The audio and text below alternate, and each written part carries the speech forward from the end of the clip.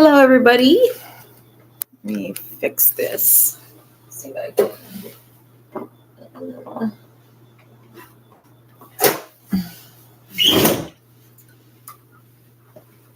It's getting kind of hot in here. Maybe not.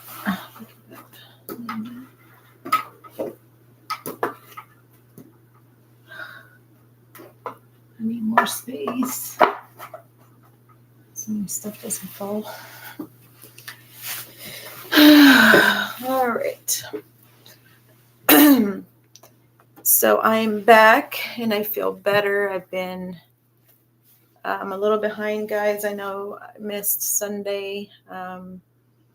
Got back from surgery, and then Saturday I got sick with the flu, and I broke the fever Wednesday. Started feeling better. So so I'm back. I feel better, and I decided to do my story today.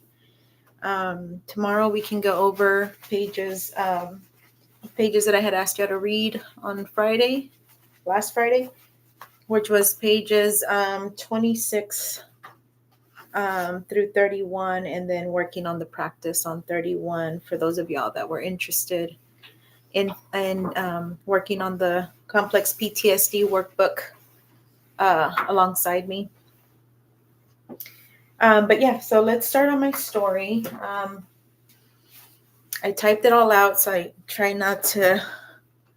I can put it together first, and then try not to forget like some stuff that I want to talk about or elaborate on. So, first of all, I just want to start off with the trigger warning. I want to thank y'all for being here. I just want to give a gentle content warning. I'll be sharing my personal story of childhood trauma and difficult relationships and moments of deep despair. I won't go into graphic details, but I will mention abuse, neglect, and emotional pain. Please take care of yourself while you're listening. Pause or step away if you need to. That's really important, guys. If you're feeling overwhelmed by any of my content, just pause or step away. There's no harm in that, and come back if you can. And if you can't, well, that's fine too. But just take care of yourself, first. And that's my trigger warning. Okay. All right. So at the age of 2 to 13, my home was not a safe place. I experienced repeated CSA at the hands of my stepfather. I never said anything to anybody about it because I felt like I would be breaking up the family and that it would be my fault. And I knew that my mom was a stay-at-home mom because he never allowed her to work. He didn't allow her to drive to work. He didn't allow her to work at all, or drive, or drink, or smoke, or like none of that. Like my mom was not allowed to do any of that. So because I knew she was a stay-at-home mom, I felt that if I said anything, it would be my fault, and my mom would be struggling financially with 5 kids, with 5 of us, because it's a total of 6 of us, but my oldest sister was raised by my grandmother. My mom gave my oldest sister to my grandmother when my sister was only a few weeks old, from my understanding. And so she was raised by my grandmother. So there was 5 of us in my childhood home. So I just didn't want to stress my mom, by breaking up the family, because, if I told the truth about what my stepfather was doing, I didn't want to break up the family and then from there, she would have to work to take care of 5 of us on her own, and then she'd be stressing out and struggling. And I didn't want to be at fault for that. So I kept quiet about what he was doing to me. During that same period, I was constantly exposed to DV, witnessing abuse directed at my mother. On top of all that, um, my mom, while she was kind and funny, she was emotionally unavailable. I know it had something to do with her being raised by my grandmother, who was also emotionally unavailable. Um, but that left me without safety, affection, or attachment that I desperately needed. Um, my first, my first and only hug uh, happened for me at 11 years old. That was the first time that my mother had said, "I love you," and that she had hugged me. And it came, I guess, how it transpired was I had run away a few times from home by this point, by 11 years old. And I wouldn't go far, but I would just try to get away. So anyway, my aunt had suggested to her that she should take me to a counselor. And so she took me to a counselor to, it's kind of like, I remember when my aunt said it to my mom, I felt like they were doing it like as, yeah, you need to take her to a counselor type of thing. Like it was, and I knew my aunt really didn't know what was going on, but I guess I felt like she said it in a way like this was my fault. Like there was, like, I'm a bad kid, so she's a bad kid, so you need to take her to the counselor, take her to counseling or something, That's how she made me feel at that moment. And so my mom, took me to a counselor, and we were there in the counselor's office, and uh, she had asked my mom to step out and wait in the hallway. And so she was talking to me, asking me questions, and she said, um, "Does your mom hug you?" And I was like, "No." And she says, "So your mom doesn't hug you?" And I said, "No." "So your mom's never hugged you?" And I said, "No." And she said, "Has your mom ever told you she loved you?" And I said, "No." The counselor was in shock. And I think that's why she had to ask the questions in different ways. And because she just couldn't believe that at the age of 11, my mom had never told me that she loved me, and she had never given me a hug. And so she was really upset. You could see that she was visibly upset. And she says, "Okay, well, I'm going to call your mom in here, and I need you to sit outside while I talk to your mom." And I said, "Okay." So I went outside in the hallway, and I waited, and I am pretty sure she gave my mom an earful, because when they opened the door and they let me go in there, uh, you could see that the counselor was really upset. And she told my mom, "Now give your daughter a hug and tell her that you love her, because children need that." And it was like the most awkward moment for me, because I never I never knew I was missing that, because I had never had that, right? So when she hugged me, I just remember feeling so awkward, and I didn't hug back. I just kind of like let her hug me, but I didn't know what to do or how to react to that. And and then after that, I can't remember like what was said or what, but that never happened again. Like I don't think I kept going. Like I didn't continue going to counseling. They didn't continue taking me to counseling or anything like that. And I think because my mom realized that she was the one that was in trouble.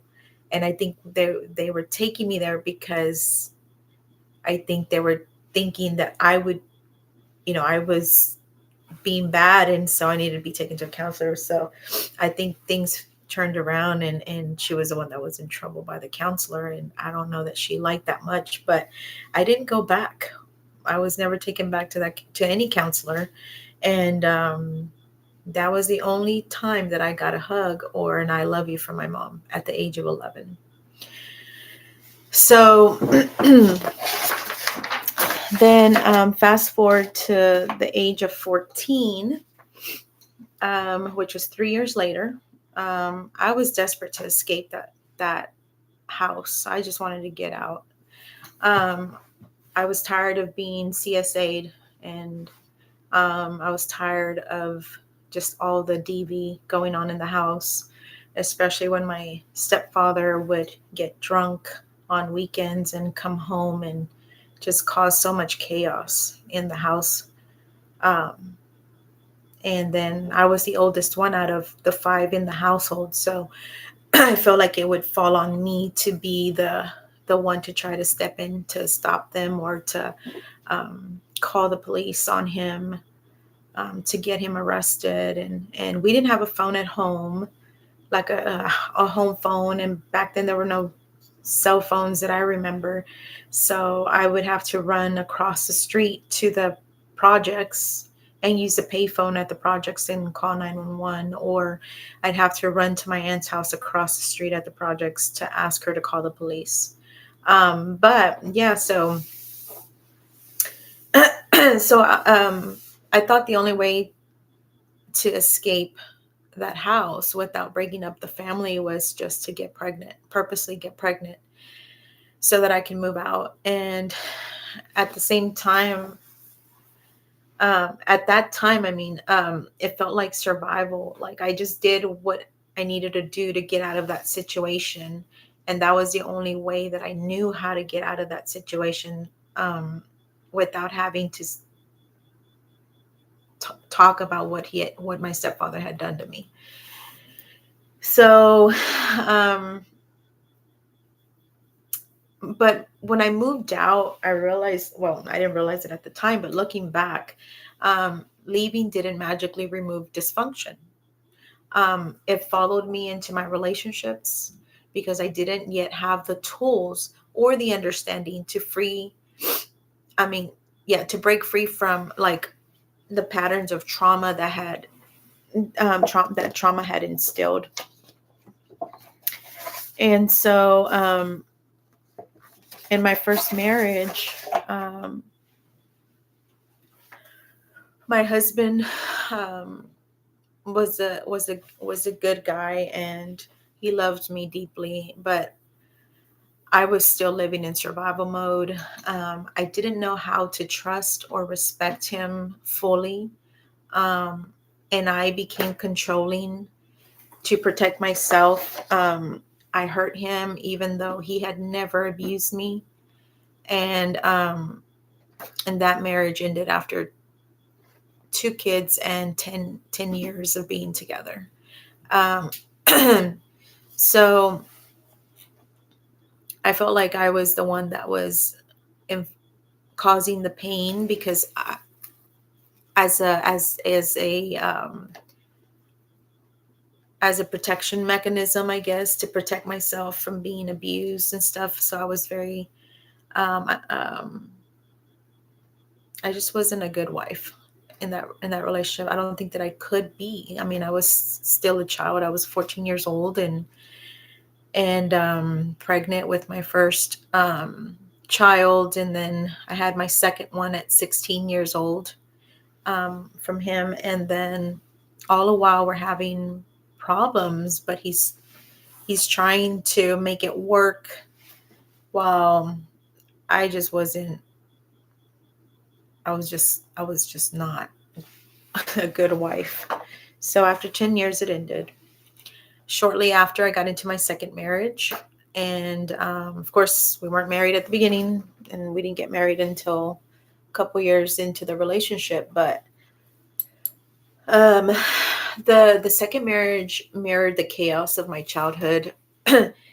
He was abusive, addicted, and unsafe for sure. That relationship lasted also about 10 years and caused immense amount of pain for me and my children. It ended only after a devastating event, and that forced me to leave, and he went to prison.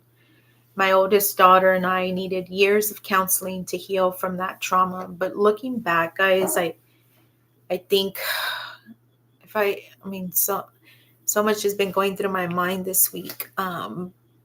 But as I was writing this, I was like, looking back, I wish I would have taken all my kids to counseling, not just my oldest, and myself, because all my children till this day need counseling. Um, they and so that's a deep regret for me, that I didn't know better, but I just wish I would have known, you know. Anyway, so um, yeah, so my third marriage.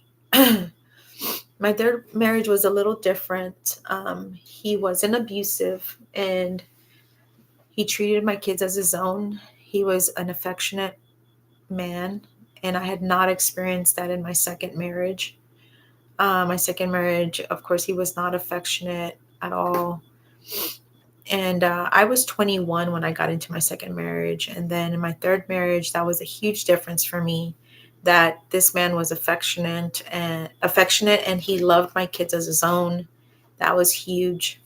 And so after my kids' dad had gone to prison, they had already experienced so much loss. Um, and at the time, I chose to stay in this third marriage, because I wanted them to have a loving father figure. Um, so I put my own needs aside, thinking that their stability mattered more than my happiness. Um, but he struggled with addiction and infidelity, and I still wasn't fully healed from my past. I now understand that this was me continuing to sacrifice myself for what I thought was right at that time.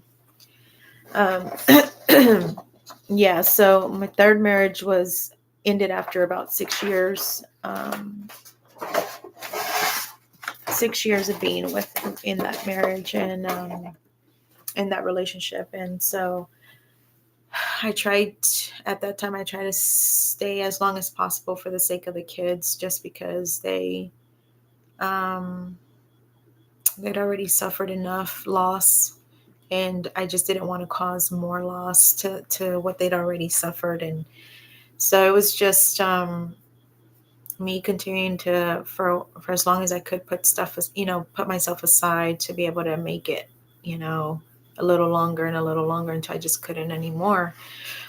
Well, at the age of 38, I hit rock bottom, and I sank into a deep depression. So what I had been doing until this point was, I could never sit with myself and my own thoughts. I constantly had to stay busy, working, um, socializing with friends, family, just to keep myself busy all the time. I could never sit down and just um, be within my own thoughts until the age of 38. So I was just shoving feelings down all the time, not allowing myself to be vulnerable, or allowing myself to be to feel what I had, feel what I had gone through, to that point, whether it was from childhood or relationships. And so I had a lot of codependency issues as well. And so I constantly had to have somebody there or I felt like constantly had to have somebody there. So I constantly had to be in a relationship. And I would just get into another relationship to forget the previous relationship. And you can only imagine how much more trauma that adds to you, to yourself, you know. Let me turn on these lights. Hold on.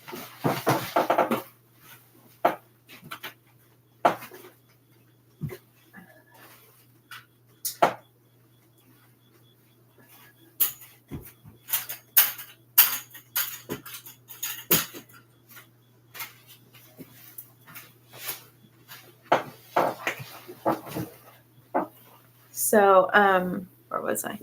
So yeah, I was just shoving stuff down and just just ignoring it and not facing anything, and just trying to avoid from feeling anything from my trauma that I've gone through from childhood relationships, whatever. I just ignore it and just not talk about it. Um, I know that when all that after my second marriage, I had gone to counseling with my oldest daughter, separate counselors, but then at the end, like they brought us together and we talked with the same counselor together and stuff. But we worked for a couple of years on ourselves, and that was the first time that I had ever that was the first time I had started, I guess, some counseling of some type. And there was just so much by that point. And I was like in my early 30s at that time. There was so much by that point that the only thing we could focus on was the devastating event that had happened, and to my oldest daughter. And and so there wasn't enough time to work on my personal my childhood trauma. We were just focusing on the 10 years of my second marriage, of all the stuff I went through. I mean, in that marriage, it was such an abusive and toxic relationship. And having to work through that took the full 2 years. And so, yeah, I mean, I still to that point had not worked on any of my childhood trauma stuff.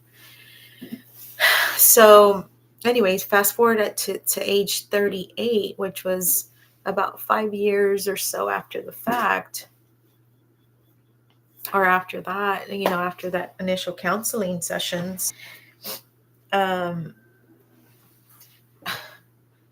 I finally hit rock bottom and I sank into that deep depression. And I just slept to numb the pain, and I prayed a lot, and I felt called to isolate. I felt like I didn't want to be around anybody. I didn't want to, I didn't want anybody around. I just wanted to be by myself. And so during this time, I was intuitively being guided to meditate. I felt like a pull to meditate. I had never meditated in my life, ever. So I just felt this intense need to be alone and to just spend time like by the water, just within my own thoughts, when before I couldn't even do that. Like I just mentioned, I couldn't do that before. But all of a sudden I'm being pulled to like what I call now as meditation, which is I was being pulled to be by myself, by water, and just be within my own thoughts. And the more I did that, the more I was being guided to on how to meditate. And my mind was at war with that, because when I was in a Christian Pentecostal church, during my second marriage, I was told by the pastor that meditation and yoga were not of God. That's what I was told in that church. So all of a sudden I'm being pulled to meditate, and I was at war with that in my mind, because I was like, what if this is not something good? And, what if, it's, the devil, in Christian churches, the devil, that's pulling me to do this. And, what if it takes me down a wrong path? And, I just started thinking all this stuff. So I was kind of at war in my mind with that. And eventually I ended up surrendering, and I allowed myself to try. Um, Through the meditation, I began writing down, I was being given instructions to write down every hurt in my life, starting with my most recent breakup, because at 38, and I hit rock bottom, that deep depression happened after yet another breakup. And so I cried as I wrote. Then I was being given instructions to burn the pages. After I wrote them down, and I would cry to God about, all the hurt and the pain that I was feeling, of what, and the questions that I had of why these people had hurt me. And so I would start burning the pages, and I saw them as if they were good incense to God. And that probably comes from my my background, because I was, at the age of 12, I was baptized in the Catholic Church. And then in my early 20s, I started going to a Christian Pentecostal church. And so, as I'm being pulled to meditate, I'm being told to write all this stuff down, and from people, of all the hurt that every hurt in my life. And starting with the most recent breakup, I cried as I wrote all this stuff, and then I started burning the pages. And then this became what I now know as a purging process. I didn't know it then. I didn't know what was happening then. I was just basically going with the flow of intuitively what I was being guided to do. And now I know, looking back, that was my purging process.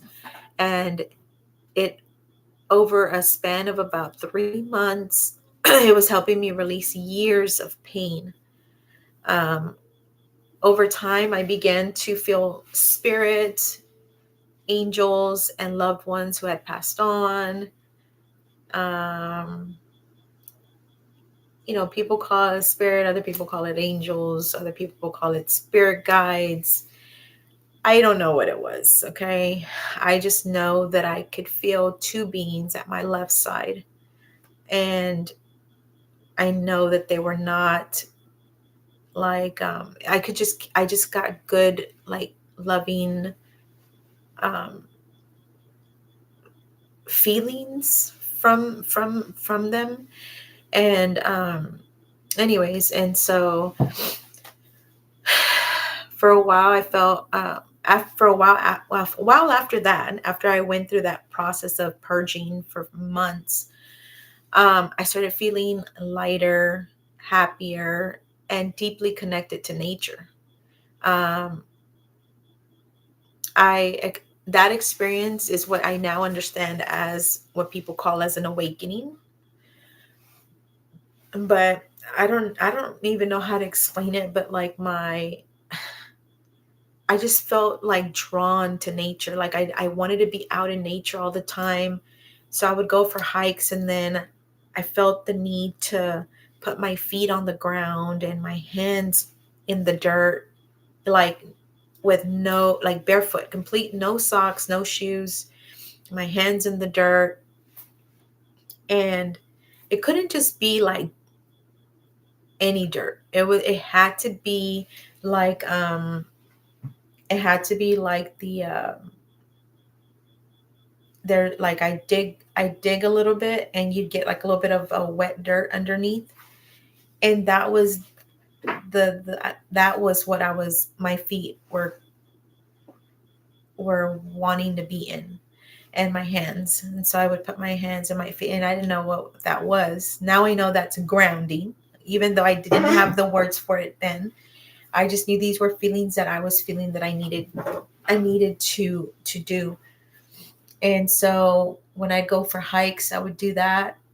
I started like saging myself as well, and just being out there and just clearing my mind, and then I would just talk to God, and to me that began opening the door to learning how to be how do I say it, more connected to nature, I guess, to the point that it felt so magical. Nature felt alive to me. Um, I felt like it was it was conscious, like it was alive. It was conscious. It was conscious of me being there. Like I felt like the water was powerful. The ground was powerful. I can't even explain how how powerful that felt for me, as far as like it helped me so much during that process of purging and my awakening and all that. And I didn't understand it, and I kept researching, like, what am I going through? Like, it was like I would research like all what I was feeling, and nothing would come up on YouTube, on like I couldn't really find a lot of information out there. And so I started looking into like trying to go find groups, trying to find groups that I could get answers from, like people that have gone through it. And it was just really tough. I felt really alone. Like I felt like my family couldn't understand. Nobody could understand what I was experiencing. I could feel people's individual energies, some like really strong. I people that had passed on and stuff like that. And so, anyway, so all of that was happening during my awakening process. And then um, I would say then, okay, so this was from like April through about August that I went through that process. Then I would say like the end of August or so, or middle of August, I get my sister sends me a photo that she found of me at the age of 2, and it triggered memories of my childhood trauma. Um, I remember seeing that picture, and I remember looking at myself in that picture and just looking at my arms, and you still could see like the little baby cute rolls on my arms at that age. And I remember my first thought when I saw that picture was, how could a grown man have any type of desire for a baby? For a baby, because I saw myself, I looked like a baby still. My arms still had the rolls, the little cute baby rolls on them. And ooh, that's still tough. That's still a tough question for me. Um, how can a grown man look at a baby like that with any kind of desire? It's just, to me, it doesn't make sense. Um, anyway, I that picture triggered me, like it I spiraled into a deeper depression. Um, and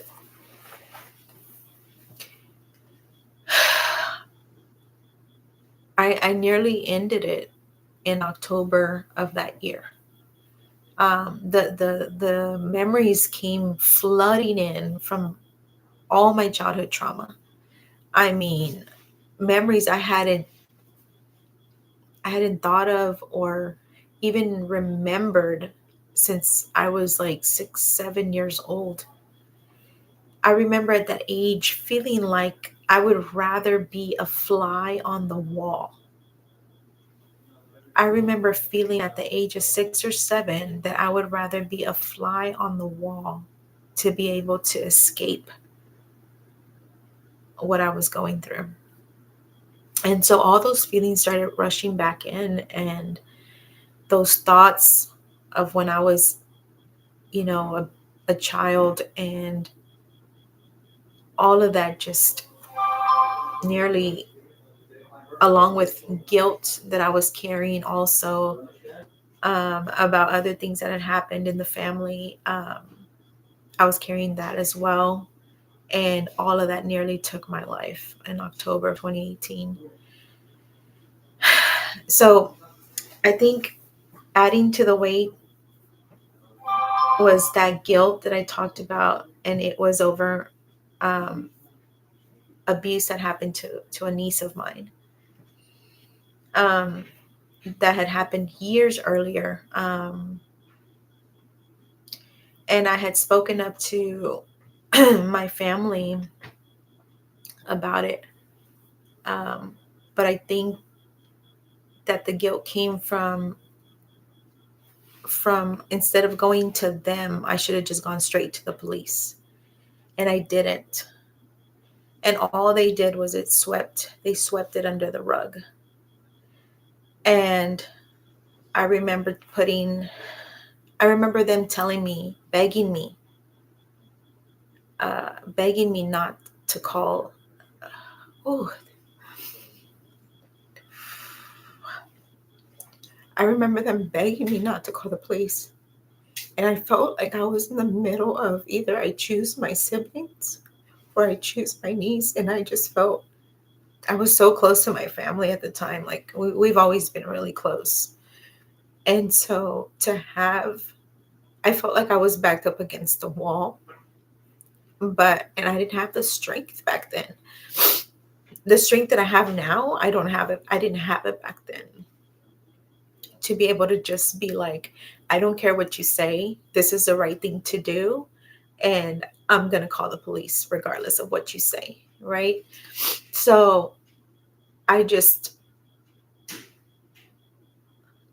so the guilt from that ate me up. And so you combine the guilt of that with feeling like your you failed your niece, right? In that aspect, even though you did speak up for her and you brought it up to the whole family and you confronted everybody and you did the whole what you thought was the right thing, right? But I still wasn't strong enough at that time to go up against my family, I guess, and just do the right thing. So so I blame myself not doing more. That guilt fed my despair, and it made me feel responsible for harms I couldn't have stopped at the time. So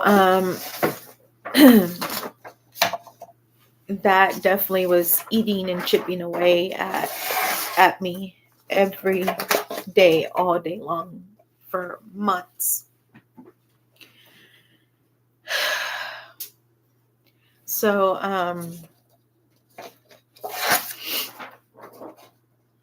the night that I almost ended my life, I felt like I was told to call my my third husband, which our relationship was amicable, and I mean, we talk from time to time and stuff, and so I called him to say goodbye, and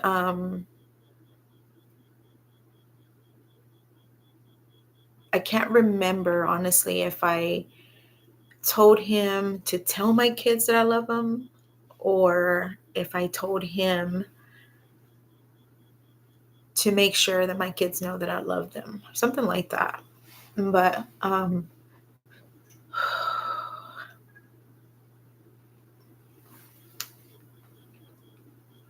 glad that I called him. He reminded me that if I went through with it, I wasn't just letting my stepfather's abuse continue to affect me, but I was allowing. Sorry.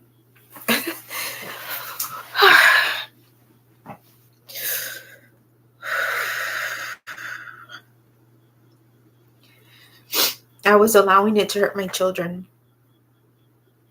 who would lose their mother.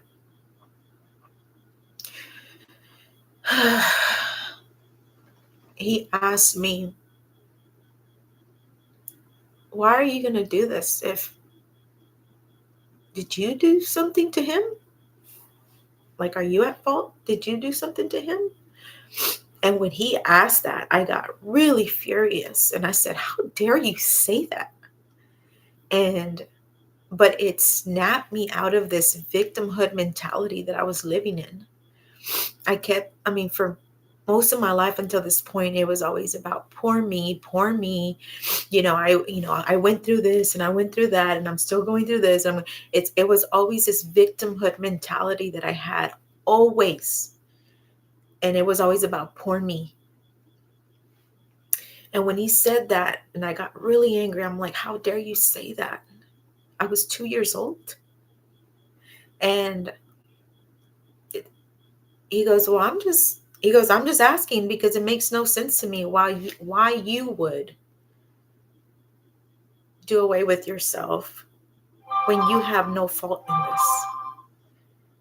And it got me to thinking. He goes, and that's when he reiterated, like, so what you're saying is, even though you said you didn't do nothing, you're still allowing your stepfather to not only have hurt you in your childhood, but now you're going to allow him to also hurt your children. And I'm like, what are you talking about? And he was like, yeah, you're allowing him to take you away from your kids. Don't you think that that's going to hinder your kids' childhood? Don't you think that that's also going to give them trauma from losing their mother? And when he put it in that way, it really snapped me out. And I was like, what the heck am I thinking? Like, what am I thinking here? And when I saw like when he put it in that way, and I could get out of the bubble of just poor me, and I could see the consequences of what my actions were going to do to my children. My kids already need counseling, but I can't even imagine what they would be going through today if I would have done that on October of 2018. So it snapped me out of it. I was able to see the bigger picture. And I'm just glad that I was able to get out of that victim mindset, because it wasn't helping me at all. I remember after I hung up the phone with him, I remember something saying to me, if you are going through this, how many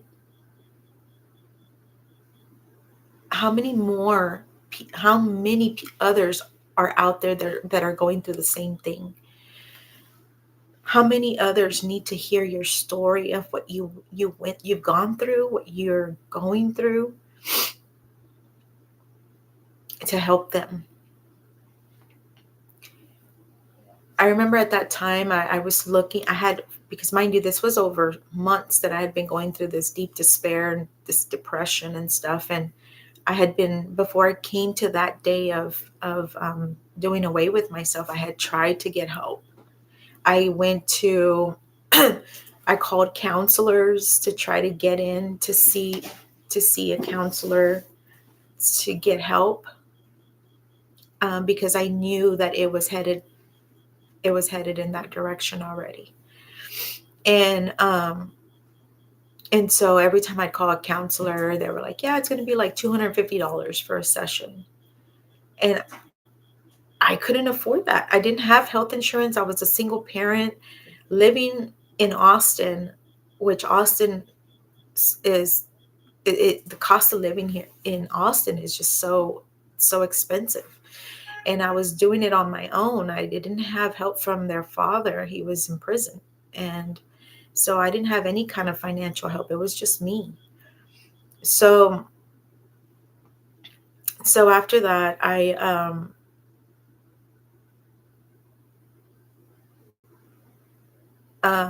ended up continuing to call around and see if I could get any help from somewhere, and nobody. Like, everybody charged so much money, and I didn't know what to do or where to turn to. I didn't know anybody here. I didn't know anybody in Austin to talk to, so that maybe they could give me direction. Hey, you should go try this place or that. It was just me. I didn't really associate with people much. So I really didn't have resources. I didn't have friends here. My family was, at that point, I had opened up to them about what I was going through. They didn't know what to tell me. They didn't know what to do. They didn't know what to tell me. They had never experienced what I had experienced, and so there was nowhere I felt I could turn to, and so I was looking on YouTube videos for anything I can get my hands on that would help.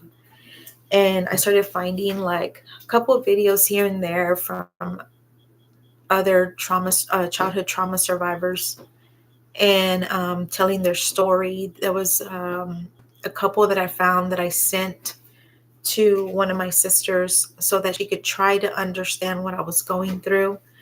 Because I think that's what I really needed at the time. I needed somebody that would,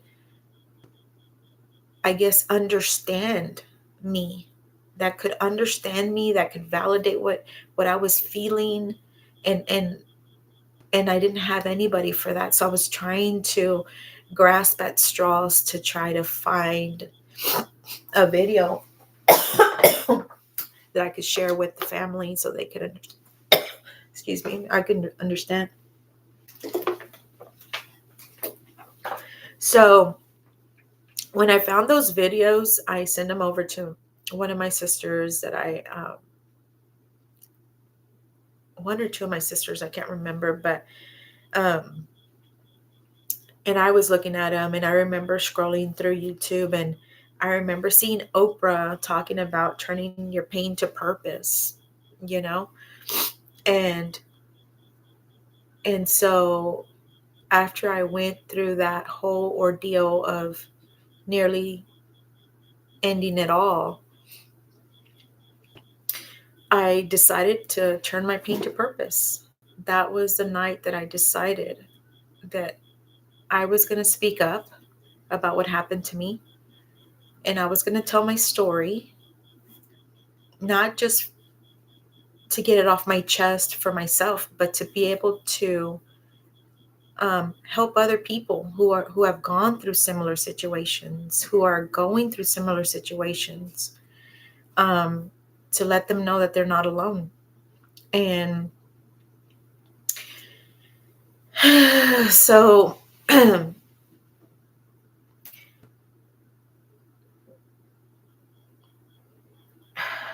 I guess that was my turning point. That was my turning point when my pain became purpose. And from that day forward, I knew this was my calling, that this was what I was supposed to be doing, to help others heal, and so that people wouldn't feel alone. And so I remember that October, and I decided to do it specifically on October 31st of 2018. I went on social media and I tried to do it in an educational way as well. And I talked about my story and more specifics and stuff. I just was trying to get it out of me, just because I felt like it was weighing me down. It had been weighing me down and stuff. So I talked about all of it and I got it off my chest, and I told the world what had happened to me, and that itself alleviated so much of the heaviness that I was feeling, because I literally felt like I was drowning in silence. And when I told my story, that was that was the beginning of, I think, my healing process, of what of finally starting to work through all of it and become better, and educating myself and trying to be a better version of me. And today, I am a psychology student. I'm set on trying to raise awareness on child abuse throughout the world eventually. I hope to one day open up a nonprofit organization that will help parents, children that don't have health insurance, that don't have the finances to get the counseling that they need. And I hope to help in that way, so that people that are wanting to get the help or needing the help, that it is available for them at a very, very low charge or no charge at all. So that's my goal now, to be able to help in this world, and after doing like so much work on myself, because after that I started like digging for psychologists on YouTube, information on healthy relationships, what it is to be narcissistic, what it is to be a sociopath, a psychopath. I just started researching everything I could get my hands on as far as that and relationships and just my trauma. And I just started, I finally found a place that was low income. It took many months later after October to find a place that went by your income. And I went there, and I was not happy because there was a lot of students that were trying to get their hours right, to become psychologists, but they were not good. And I would just sit there for an hour and just talk somebody's ear off, and they just wrote stuff down on a notepad and ask just questions that I don't know they didn't do anything. So I stopped going eventually after like, I think 4 visits I think I was paying like $35 a month, and I stopped going because it just wasn't really helping. And I started looking for a different place that was also low income. That one helped. That counselor was better, and she helped a bit more. But yeah, so I I started doing like a bunch of work on myself over many years, and just trying to educate myself on my trauma and understanding everything that that I had gone through, or what it was I was feeling. And so at the age of 43, after years of like deep reflection and meditation and therapy and learning about myself, I I know I also went through like relationship classes where they teach you about like your toxic patterns of love and stuff like that. It was so I went through that as well, and I finally, after so many years, at the age of 43, I entered a healthy relationship. Healthy relationship, but the first year and a half was kind of rough. You know, we were learning each other, and and we both came from past toxic relationships, and we each carried our own scars. And but instead of like letting them define us, um, we became a source of peace for one another.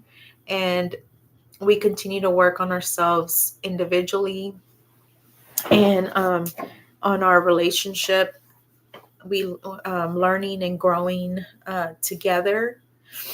um, we educate ourselves through YouTube, through therapy and intentional practices that strengthen our connection and help us break old patterns. So we continue to work on that, and to me, this relationship has shown me that healing is ongoing, um, and but that love and stability are possible even after years of trauma. It's not perfection, but it's healthy, and it's loving, and it's rooted in awareness and growth and mutual respect for one another. Um, I feel like sometimes as children, or even as young adults, we carry guilt for things that were never truly within our control. That feeling, even though people say and therapists say it's normal, but it isn't the truth, it doesn't negate the fact that I still feel guilty for things that were really truly out of my control. And one of the things that I've been struggling with this past week is, and I didn't even realize that I was just shoving stuff down again. So this is why I say like our healing is ongoing, guys. I feel like it never stops. We should always keep learning and healing, and for me this week, it's my guilt of me not being, or not protecting my kids from trauma, um, and how it's affecting them now as adults, and me seeing that as I'm learning, like from the CPTSD workbook, and I'm learning from the body keeps a score. The more I realize how much trauma I caused on all my kids, and I just wish that I could go back and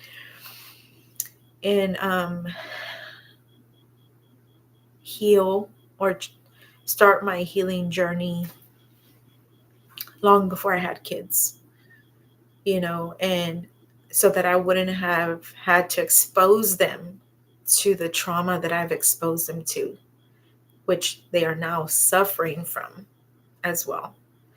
And so that guilt has been heavy this week. But I'm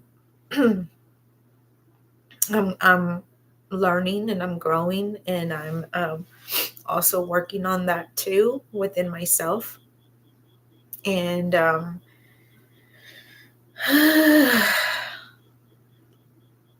and that's where I'm at. That's where I'm at right now. So yeah, there's things that are truly out of our control. Like, I wish I knew the things that I know now, that I could have helped them when they were kids, and that I wouldn't have inflicted more trauma onto my kids because of my own trauma, but I didn't know any of what I know now. So how could I have done that, right? That's out of my control, out of my control. But I still feel guilty for it. I hate that my kids are struggling, because I was part of that, and and so I hope I'll probably be going to more counseling for this specific thing, because I need to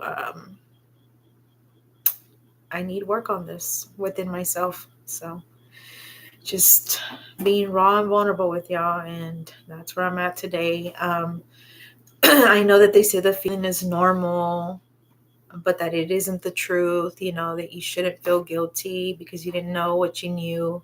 What you know now, you didn't know it back then.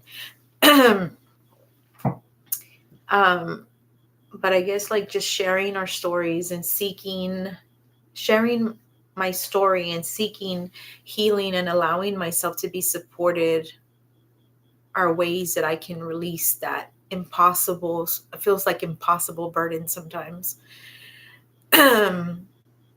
So if you're struggling, please know you're not alone. And healing is possible. Not in a sense that it's going to truly, fully all go away, but we can educate ourselves, be proactive in educating ourselves and learning how to be more aware and conscious of our patterns, of our subconscious patterns, so that we don't bring that onto our kids. 737. Sorry, guys. 0336.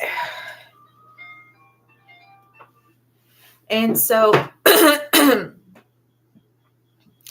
I'm doing this so that my story can become a light for others, and again, like I said earlier, so that you don't feel alone.